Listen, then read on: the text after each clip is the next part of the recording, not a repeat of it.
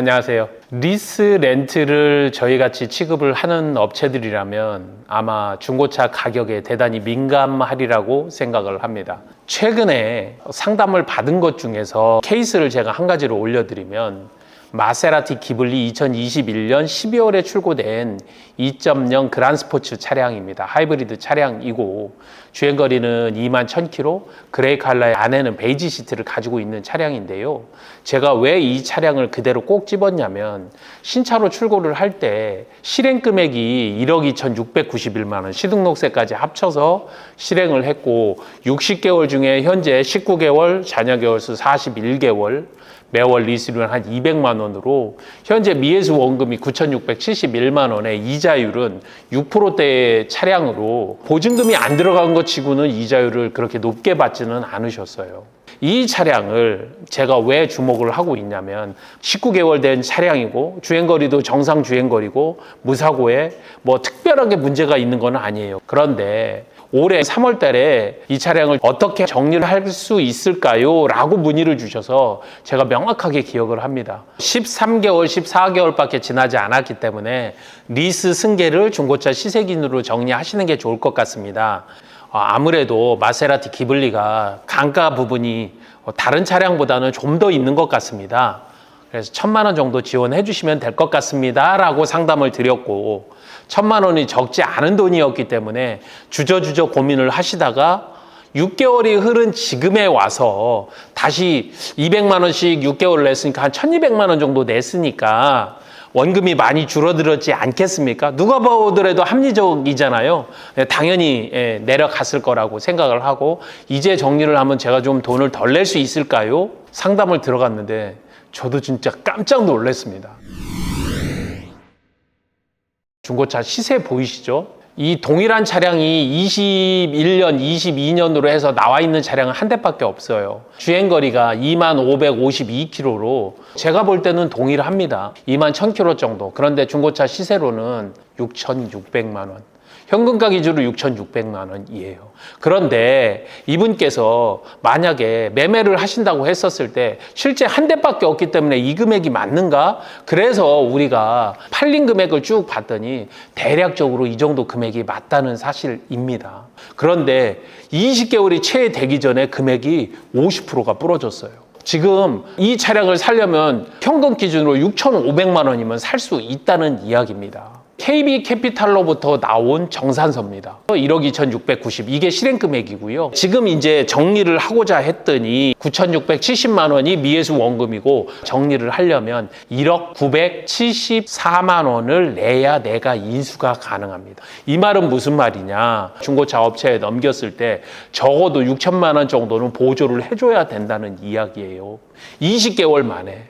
그러면 20개월 만에 중고차 가격이 이렇게 50%가 부러지는 게 정상이냐? 20년도에 비슷한 가격을 줘야 되는 차량들 S350 아니면 GLE, X5, 포르쉐, 파나메라, 박스터 중에서도 저희들 매물로 가지고 있는 4.0 GTS, 718 박스터 이런 차들 19개월이 지난 지금의 차량 가격을 보게 되면 실제로 감가가 일어난 게 가장 많이 된 게 1년에 한 8%, 7% 적게 된 거는 신차 금액과 거의 다름이 없어요. 그런데 왜 마세라티만 이렇게 50%의 감가가 일어났느냐? 소위 말하는 떡락? 한때 누군가에는 별이었고 드림카였던 이 차는 왜 50% 이상의 중고가 감가를 이렇게 가격 방어가 되지 않느냐 이거죠. 마세라티 하면 어떠한 부분이 떠오르죠? 이탈리아 명차들 포르쉐 정도와 급을 같이 하는 그러한 차량이라고 생각을 했었거든요. 그런데 왜 이렇게 금액이 떨어진 걸까요?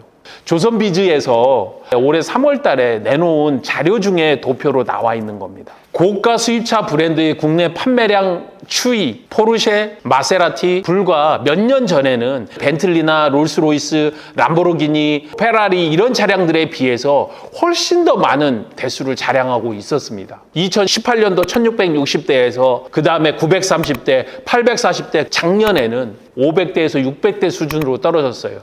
그 사이에 포르쉐는 8,400대가 넘는 1만 대에 가까운 수준으로 더 올라갔죠. 거의 10배 차이가 나게 됐습니다. 왜 이런 현상이 일어났을까요? 저는 한 5가지로 봅니다.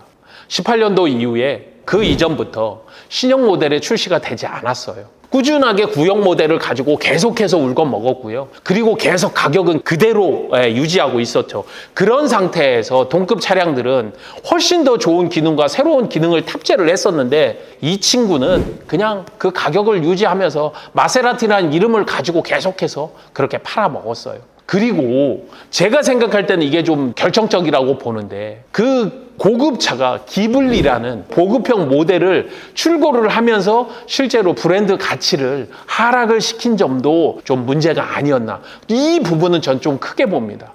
그리고 이렇게 해서 계속해서 하락이 되고 이런 신차들이 안 나오니까 어떻게 했냐면 재고 모델에 대해서 신차 가격을 그냥 후려쳐가지고 가격 프로모션을 진행을 했습니다. 그렇게 하면서 중고차 가격도 역시 당연히 신차 가격이 떨어지니까 다운이 되게 됐고요.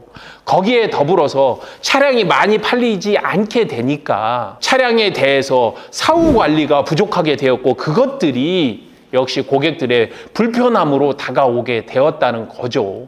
5개가 맞닿아서 결국은 이렇게 누구에게 피해를 주느냐? 리스 렌트를 오랜 기간 동안 하셨던 고객들, 3년, 4년, 5년을 약정하셨던 분들은 그냥 앉은 자리에서 내 차량의 가치 하락이 뭐 뚝뚝뚝뚝 떨어지는 걸 눈에 봐야 된다는 거죠. 이 책임은 누구에게 있습니까? 고객에게 있습니까?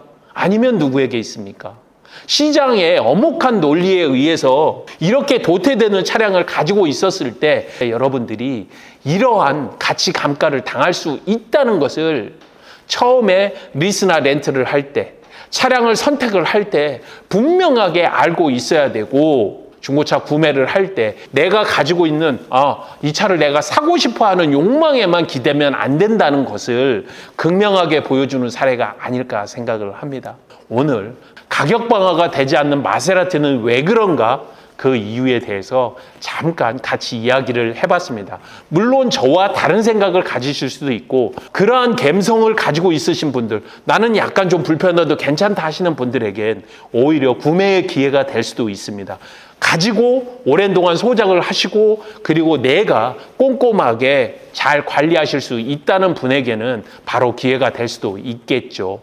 리스와 렌트로 이렇게 고가의 차량들을 실행을 할 때에는 추후에 중고차 가격이나 트렌드에 대해서도 명확하게 먼저 한번 살펴볼 필요가 있다 이야기를 드리면서 오늘 이야기를 마치도록 하겠습니다.